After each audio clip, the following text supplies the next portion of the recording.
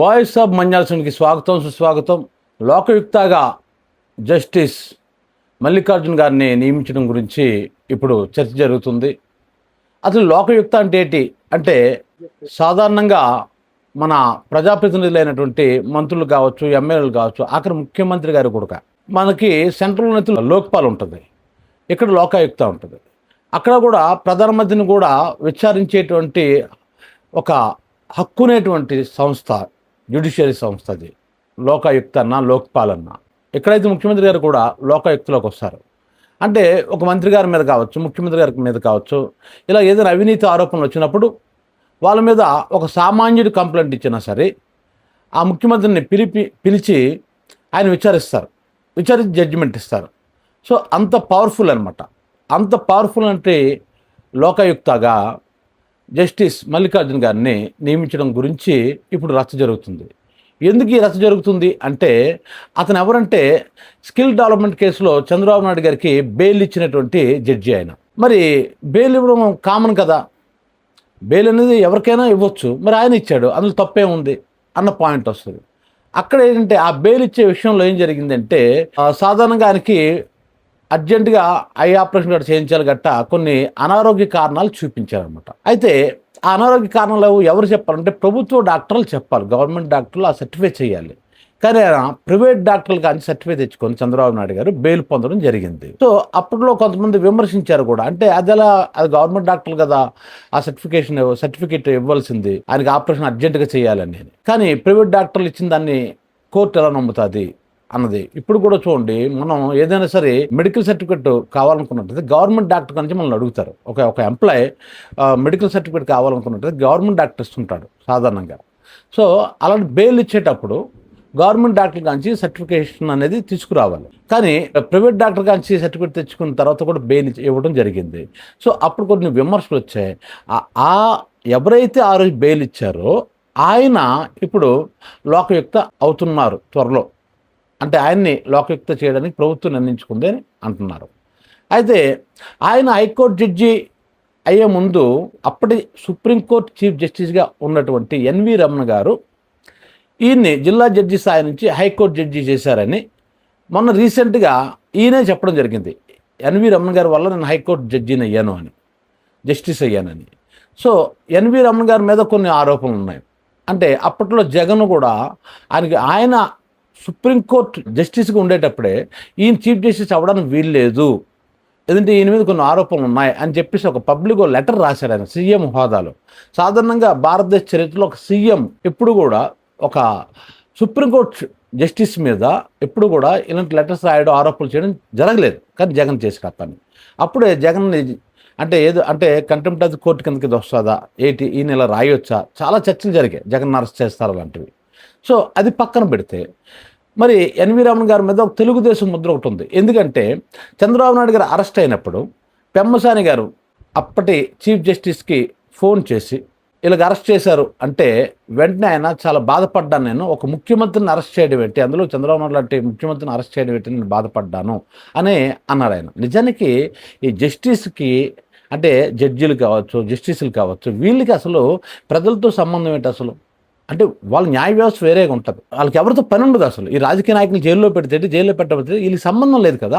Chief justice స్థాయిలో ఉండి ఆయన బాధపడడం ఏంటి అసలు? ఒక సీఎంని అరెస్ట్ చేస్తే అంటే అక్కడ పక్షపాత ధోరణి అనేది కనబడుతుంది కదా. అంతేకాకుండా వాళ్ళ కూతుర్లకి ఇక్కడ అమరావతిలో ఏ భూములు ఉన్నాయనే ఆరోపణలు కూడా ఉన్నాయి. సో అప్పట్లో చాలా చర్చ జరిగింది దీని మీద. దాని మీద హైకోర్టు జడ్జి ఒకరు గ్యాగ్ ఆర్డర్స్ ఇవ్వటం, ఆ విషయం గురించి ఎవరు మాట్లాడకూడదని, ఇలాంటివి కూడా జరిగాయి. సో కాబట్టి ఒక వర్గానికి సంబంధించిన జడ్జీలు అనేటువంటి ముద్ర ఆ రోజుల్లో ఉండేది. అంటే అది నిజమో కాదో తెలియదు, కానీ వాళ్ళ మీద ఆరోపణలు మాత్రం ఉండేవి, అది నిజం. అంతేకాకుండా English medium schools Jaganmohan Reddy పెట్టినప్పుడు తెలుగు భాషలో మాట్లాడాలి కదా, తెలుగు ముఖ్యం, మాతృభాష ముఖ్యం అని చెప్పేసి ఇదే ఎన్వి రమణ గారు వాదించారు.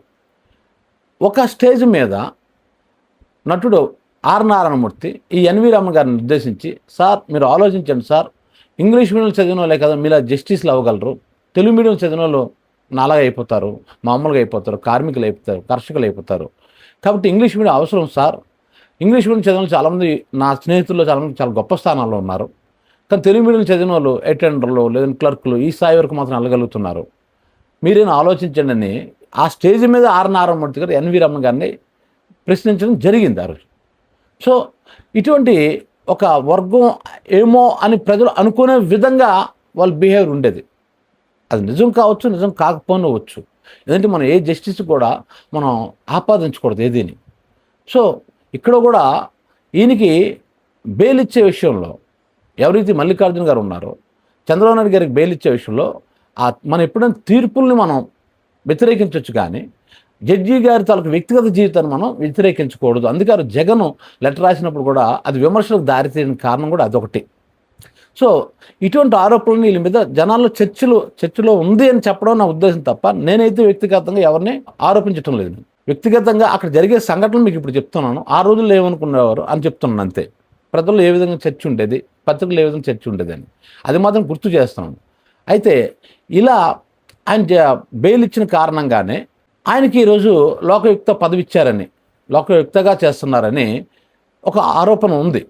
అయితే బెయిల్ ఇచ్చినంత మాత్రాన లోకయుక్తగా ఆయన అపాయింట్ చేసినంత గవర్నమెంటు అంటే కాకపోవచ్చు. కానీ ఇక్కడ సుప్రీంకోర్టు ఒక వ్యాఖ్య చేసింది. అది మనం ఇప్పుడు ఈ సందర్భం గుర్తు తెచ్చుకోవాలి. అదేంటంటే న్యాయస్థానాలు న్యాయం చేయడమే కాదు, న్యాయం చేసినట్టుగా కూడా కనబడాలి అని. ఇది చాలా మంచి వ్యాఖ్య. ఇది న్యాయస్థానాలు న్యాయం చేయడమే కాదు, న్యాయం చేసినట్టు ప్రజలకు తెలియాలి, కనబడాలి అనేది సుప్రీంకోర్టు ఒక సందర్భంలో వ్యాఖ్యానించడం జరిగింది. సో గౌరవ సుప్రీంకోర్టు ఎందుకు అలా అన్నదంటే ప్రజల్లో న్యాయ వ్యవస్థ మీద కరెక్ట్ మనం న్యాయస్థానాన్ని మనం అప్రోచ్ అయితే మనకు న్యాయం జరుగుతుంది అని ప్రజలకు ఒక నమ్మకం ఏర్పడలేదు. ఎందుకంటే ఈరోజు మనం ఉన్న వ్యవస్థలో మనకి ఎగ్జిక్యూటివ్ మీద మనకి నమ్మకం లేకుండా పోయింది. మరి అదేవిధంగా ఆఖరికి జర్నలిజం మీడియా మీద కూడా ఇప్పుడు నమ్మకం లేదు. ఇలా ఒక్కొక్క వ్యవస్థ మీద ప్రజలు నమ్మకాన్ని కోల్పోతున్నట్లయితే ప్రజాస్వామ్య దేశానికి ఇది మంచిది కాదు అన్న ఉద్దేశంతో సుప్రీంకోర్టు కనీసం న్యాయస్థానాలైనా సరే వాటి గౌరవం నిలబెట్టుకోవాలంటే వాళ్ళు న్యాయం చేస్తున్నట్టు చేసే న్యాయాన్ని ప్రజలకి అర్థమయ్యేటట్టు తెలిసేటట్టు చేయాలి అన్నారు. సో ఆ విధంగా చూసుకున్నట్లయితే నిజానికి ఈరోజు లోకయుక్త చేస్తారని ఆ రోజు అతను బెయిల్ ఇచ్చి ఉండకపోవచ్చు, లేదు చంద్రబాబు నాయుడు గారి ఏజ్ దృష్టిలో పెట్టుకొని ఆ రోజు ఆయన బెయిల్ ఇచ్చి ఉండొచ్చు, లేదా ఆయన అనారోగ్యాన్ని దృష్టిలో పెట్టుకొని ఆయన బెయిల్ ఇచ్చి ఉండొచ్చు. అంత మాత్రం చేత ఈరోజు లోకయుక్త ఇచ్చారు అని అనవలసిన అవసరం లేదు. కాకపోతే ఇక్కడ కొంతమంది ఏమంటున్నారంటే నిజానికి లోకయుక్త ఎన్నిక ఆ ప్రక్రియనే మార్చేశారు మొత్తాన్ని. అంటే 1983లో ఉన్నటువంటి ఏదైతే చట్టం ఉందో, లోకయుక్తను ఎన్నుకునే విధానం ఉందో దాన్ని పూర్తిగా మార్చేశారు. అంటే ఇప్పుడు చూడండి, సెంట్రల్లో చీఫ్ ఎలక్షన్ కమిషన్ తలక ఎన్నిక కూడా అక్కడ మోడీ మార్చేసినట్టు, ఇక్కడ చంద్రబాబు నాయుడు ఏం చేశారంటే అసలు లోకయుక్తను అలాగే ఎన్నుకుంటారంటే హైకోర్టు చీఫ్ జస్టిసు గవర్నర్ గారికి ఒక లెటర్ రాస్తారు. ఏంటంటే పలానా ఆయన చాలా నిజాయితీపరుడు, చాలా మంచి తీర్పులు ఇచ్చాడు, మంచి నిపుణుడు, న్యాయ నిపుణుడు, సో ఆయన్ని మీరు లోకయుక్తగా నియమించండి అని చెప్పేసి గవర్నర్ గారికి లెటర్ రాస్తారు. అప్పుడు గవర్నర్ గారు ఆ జడ్జి గారిని లోకయుక్తగా నియమిస్తారు. ఇది సిస్టమ్ 83 నుంచి వస్తున్న సిస్టమ్ అది. కానీ చంద్రబాబు నాయుడు గారు ఇప్పుడు దాన్ని ఎలా మార్చారంటే అసలు ఇక్కడ గవర్నర్ని తీశారు, చీఫ్ జస్టిస్ ఆఫ్ హైకోర్టుని కూడా తీసేసి లోకయుక్తను ఎన్నుకున్న పద్ధతి ఏం పెట్టారంటే ఈయన ముఖ్యమంత్రి గారు, అలాగే క్యాబినెట్ మినిస్టర్ గారు, అలాగే ప్రతిపక్ష నాయకుడు, అలాగే శాసనసభ స్పీకరు, అదేవిధంగా శాసన మండలి స్పీకరు, వీళ్ళు 5గురు కలిసి ఒక నిర్ణయం తీసుకుంటారట. అదేంటి అసలు ఆ లోకయుక్త దేనికోసం ఏర్పాటు చేయబడుతుంది?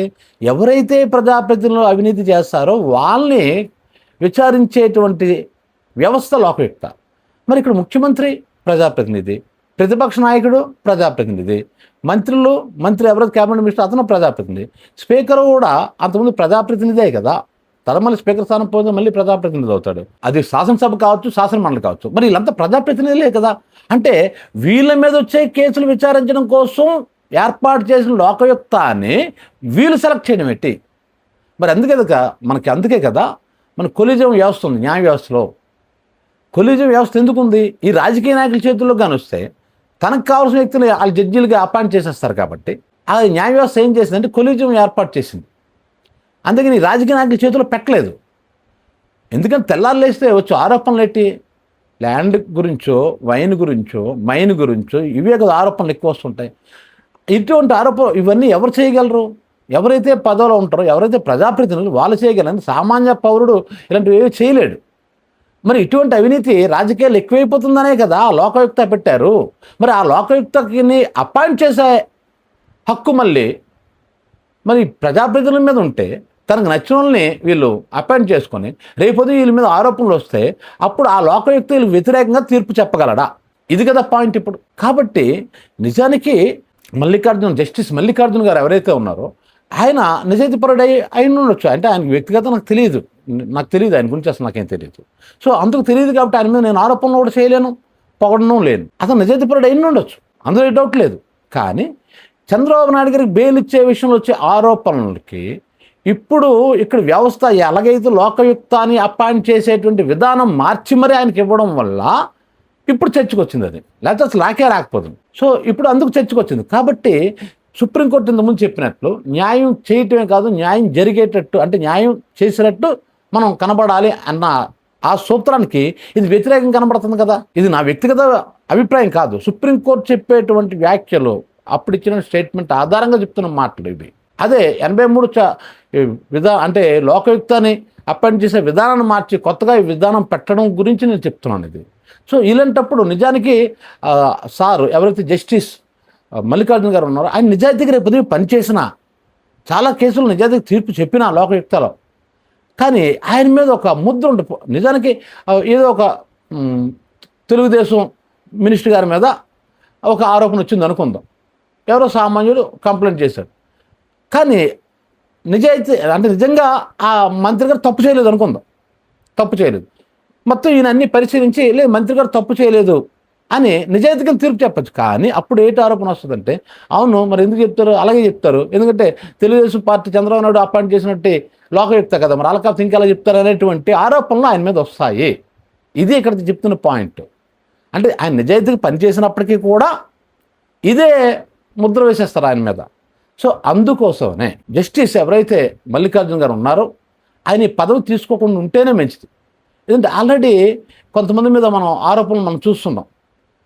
ఫర్ ఎగ్జాంపుల్ రాఫెల్ కుంభకోణం, ఆ విషయంలో జడ్జిమెంట్ ఇందులో కుంభకోణం జరగలేదని జడ్జిమెంట్ ఇచ్చినట్టు ఆ జస్టిస్ గారు తర్వాత రాజ్యసభ మెంబర్ అయిపోయారు రిటైర్ అయిపోయిన తర్వాత. అందుకే కదా కాక్రోచ్ పార్టీ వాళ్ళ బైలాస్లో పాయింట్ చెప్పింది ఏంటంటే సుప్రీంకోర్టు జస్టిస్ ఎవరైనా సరే రిటైర్ అయిపోయిన తర్వాత ఎటువంటి పదవి తీసుకోకూడదు అని క్లియర్ కట్గా వాళ్ళ బైలాస్లో ఎందుకు పెట్టారంటే ఇటువంటి ఆరోపణలు న్యాయ వ్యవస్థ మీద రాకూడదని. అప్పుడు న్యాయం జరుగుతుంది, న్యాయం జరగడమే కాకుండా న్యాయం జరిగినట్టు కనబడుతుంది కూడా. అది కదా అక్కడ పాయింట్. అందుకే కాక్రోచ్ పార్టీ ఆ బైలాస్లో ఇది ఒకటి పెట్టుకుంది. అంటే రిటైర్ అయిపోయిన తర్వాత ఏదో పదవి ఇచ్చారనుకోండి, అప్పుడు రిటైర్మెంట్కి ముందు ఆయన దగ్గరికి వచ్చే కేసుల్లో ప్రభుత్వానికి అనుకూలంగా తీర్పులు చెప్పడానికి అవకాశం ఉంటుంది. కాబట్టి అంటే మనిషి అన్న తర్వాత ఎవరైనా సరే మనకి కూడా కొంత స్వార్థం ఉంటుంది. మనం ఇలా రిటైర్ అయిపోయించగలుగుతాం కదా అని అనిపించవచ్చు కదా. కాబట్టి అటువంటి హక్కు ఈ ప్రభుత్వాలకు ఉండకూడదు, అసలు వీళ్ళు అసలు తీసుకోకూడదు అటువంటి పదవుల్ని అని కాక్రోచ్ పార్టీ చెప్పింది. సో ఆ విధంగా చూసినా సరే ఇప్పుడు మల్లికార్జున గారు నిజంగా మంచి ఆయన అయిన ఉండొచ్చు, నిజాయితీపరుడు అయిన ఉండొచ్చు, కానీ రేపు ఉదయం ఆయన నిజాయితీగా తీర్పులు చెప్పినప్పటికీ కూడా ఈ ఆరోపణల దృష్ట్యా ఆయన బయాస్గా ప్రవర్తించాడు, పక్షపాతం ప్రవర్తించాడు, అధికార పార్టీ కొమ్ము కాస్తున్నాడు అనేటువంటి ఒక ముద్ర ఆయన మీద పడడానికి అవకాశం ఉంటుంది. కాబట్టి ప్రభుత్వం దయచేసి ఇటువంటి పరిస్థితుల్లో ఆయనకి ఈ లోకయుక్త చేయకుండా ఉంటే మంచిది. లేదు ప్రభుత్వం నిర్ణయించినప్పుడు కూడా జస్టిస్ మల్లికార్జున గారు ఈ పదవి తీసుకోకుండా ఉంటే చాలా హుందాగా ఉంటుందని నా పర్సనల్ ఒపీనియన్. ఈ వీడియో మీకు నచ్చినట్లయితే వాయిస్ ఆఫ్ మన్యాసన్కి లైక్ చేయండి, షేర్ చేయండి, సబ్స్క్రైబ్ చేయండి.